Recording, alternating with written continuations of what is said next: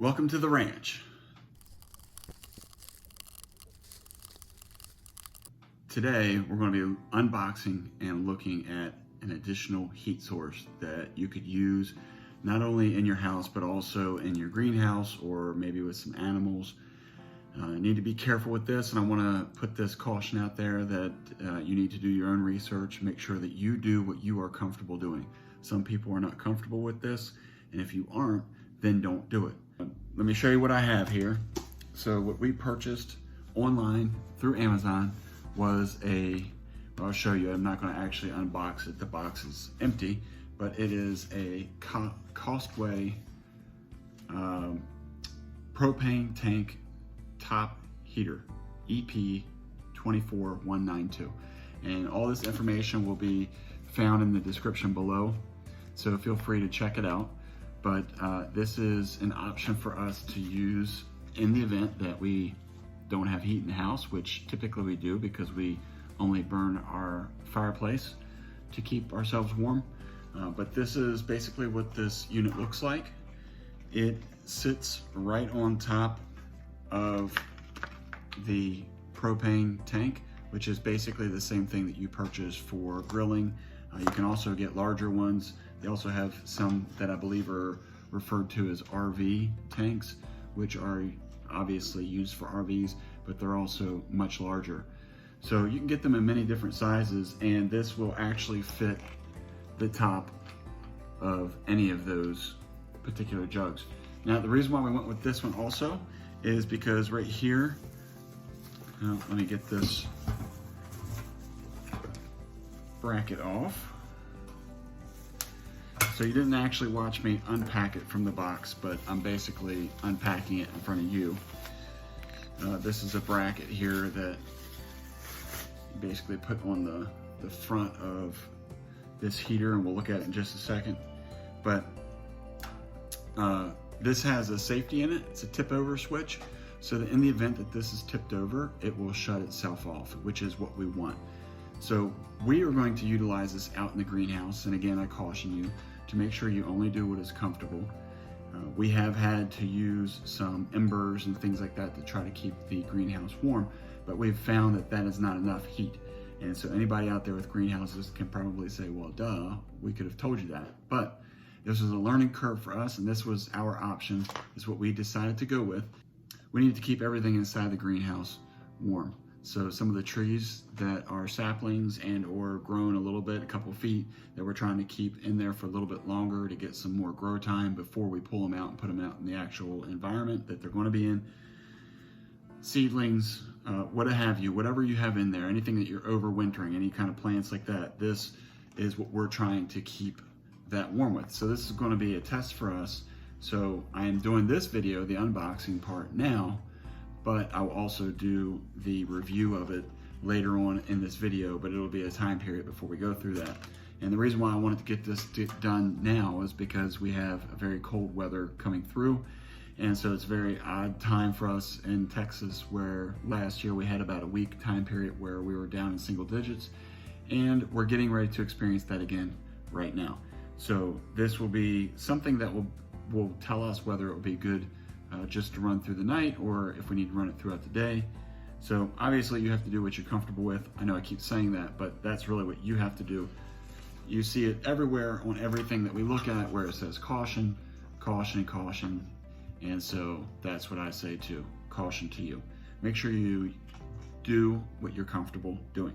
Now, one thing I do like about this also is that there is a laminated sheet here that goes with this device that has directions for lighting. So the good thing is that if I'm at work and the kids and or Monica are out there and they're looking at it, it gives a step-by-step instruction of how to do that so that they can feel comfortable doing that. So one other device on here that I like is a flame sensor, which is this piece here that goes in. And so that also goes to, it looks like the cutoff switch. So in the event that the flame goes out, the fuel will stop flowing. So I think that all the safety measures that are included in this one, and we did pay a little bit extra for the tip over switch, but I think that with all these different safeties in here, it makes me feel even more comfortable. And when we put it out in the greenhouse, we will make sure that there are 3 feet clearance around the entire tank. And again, this is just to get that area above freezing. I'm not really interested in keeping it 75, 80 degrees in there as much as I just want to make sure that we don't get down to a freezing temperature. Okay, so I went ahead and decided that we would show you how to put this on the tank down here, and we'll show you that in just a minute. But real quick, this is the bracket that I had to disconnect from here, and it's very easily installed. You can see here that there's a little wing nut on this neck, and so it's as easy as unscrewing it and then setting it like that. And all this is a bracket so that when we go to install it on the container down here, this tank, it will give it a little bit more support so that the weight of this is not just kind of shifting around. So one other thing I wanted to show you right before we do this is prior to starting this recording, I decided to double check everything. And this is the piece here that you screw into the actual tank. Now, one thing that, in silliness, that I found was that there's no threads, and then I realized that it was a cap to keep the threads protected, which, okay, it was a mistake on my behalf. But it reminded me also that this is opposite threads. So you're going to actually, to remove it, you're going to, usually the old saying is righty tighty, lefty loosey. On this, you want to go righty. Can you see that in there? Righty is loosey, okay? So these are reverse threads, which they do that. So anyway, so now we're going to go ahead and take this and we'll put it on our tank down here. And we got our bracket, and I'm going to go ahead and hook back onto that wing nut. And I won't screw that on yet because I want to get this in place, and then we'll do that.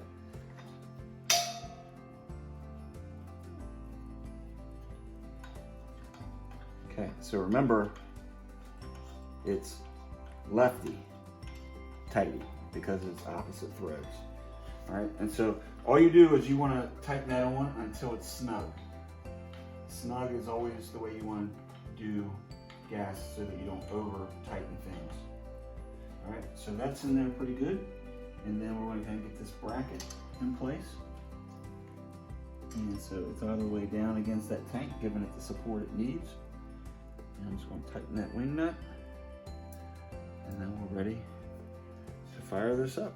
Now, one thing that they do recommend is that you test the connection point with soap bubbles.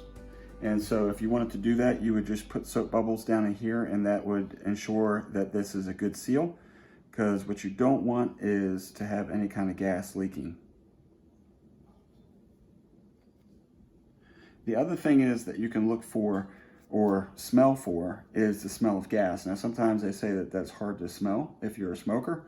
Sometimes if you live in a city environment where the air is a little bit more polluted, sometimes it's hard to pick up on some of the smells, but there is a man-made element that is put into the gas so that you can smell it. And so that's what you want to be mindful of knowing when there is something to be cautious about. So what we're going to do next is we're going to go ahead and light this. And the way this is made and what they would recommend is that from the front here, this is where the gas is going to come out, obviously.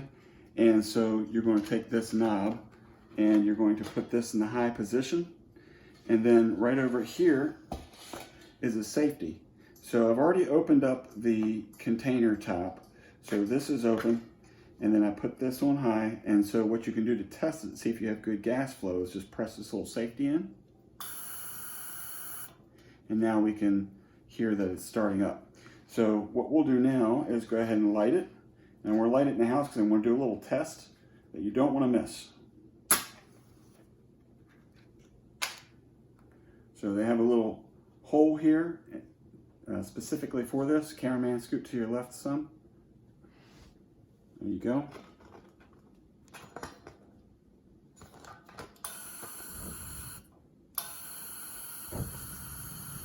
So they say once you light it, let it hold this little switch in for a few seconds. And then once it's connected, it should be good to go. There we go. So now it is started up.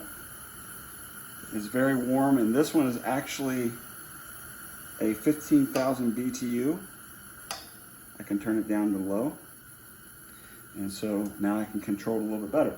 Now what we're going to do is a test, because this is going to be used out in our greenhouse. What I want to do is I want to test the tip over switch.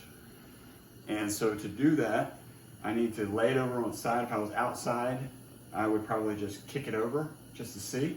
But since we're in the house, I want to have a little bit more of a controlled environment. So I'm going to tip this over and see if the safety switch works properly.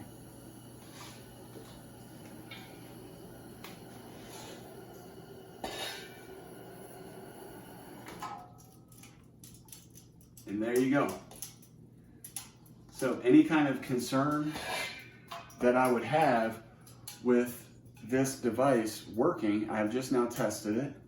It probably would have been safer for me to test outside, but right now it's pouring down rain and its temperature is dropping, which is why I want to get this set up.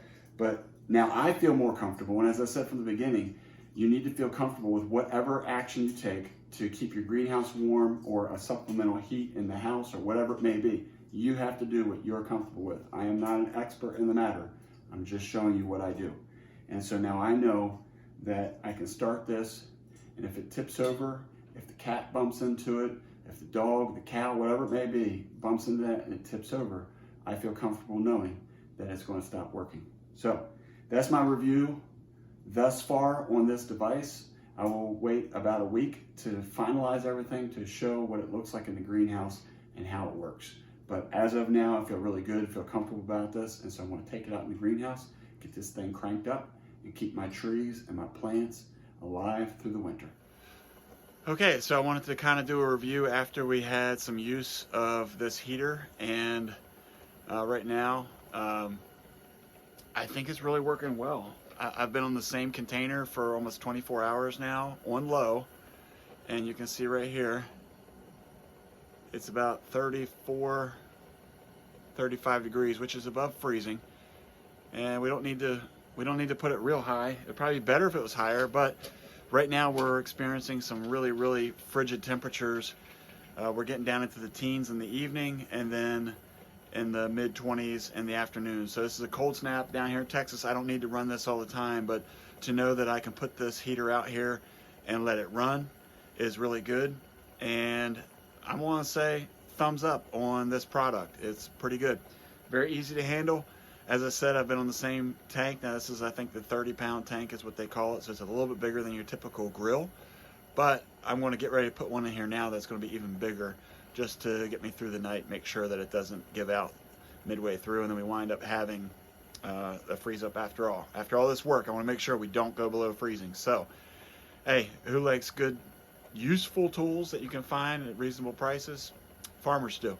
Until next time, make sure you subscribe, hit that like button, share this out with some other folks. Until then, peace. In order to keep all the seedlings and the little grow pieces, whatever you call those, you can see it's warm in here because even the dog's in here. Everybody wants to be in here right now. Lost train of thought. So I'll go ahead and just show you how to attach this. Again, it's very simple. I'm not even gonna waste your time on that. There's no sense. You just screw this piece into the propane tank.